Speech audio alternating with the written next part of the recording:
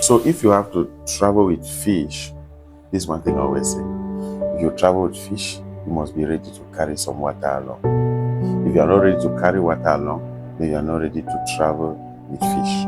What do I mean by this statement? Again, before I get into its meaning, I would say as well, if you would have to transplant any plant, you must be ready to go along with some soil if you want to have a successful transition and to move along with that plant. Why do I say that? Now, the reason is because fish would not survive without water. Fish will not survive in your hand. Fish will not survive in a dry environment. It needs some water. This is what we need to say. In every relationship, when you want to relate with people, you should understand that before you met that person, the person was in an environment. The person was within a social ecosystem. The person was within a social niche. There are people that made up that person's environment. There are people that made up that person's life. You cannot dive into somebody's life, thrust out your hand, and grab just an individual out of their environment and declare or profess love to them so much that you do not have time or you don't care about the people that were in her life or in his life when you met them. This might be a colleague, this might be a mate, this might be a Christian in church as a pastor, this might be even a Christian wanting to place value on their pastor, this might be neighbors.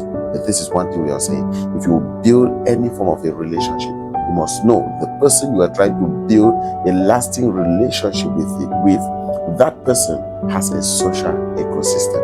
And if you would have to travel along through life with that person, you must be ready to love some other persons that are close to that individual, that make up the ecosystem of that individual. So recognizing them, identifying them, and building sustainable relationship with them is going to further strengthen the relationship with the individual with whom you are trying to build the relationship.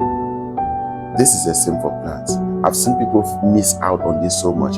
Even Jesus will tell you, the world will know that you are indeed my disciples when you love one another. I thought God would be different, but he goes on to say that if you neglect the assembly of the brethren, you fall from the faith. He would go on to say that how can you say you love me and you do not love your neighbor whom you see? Every individual has a social environment. If you would love them and make that relationship sustainable, you must enlarge your heart to love some individuals that form their environment. Be wise and build relationships that last.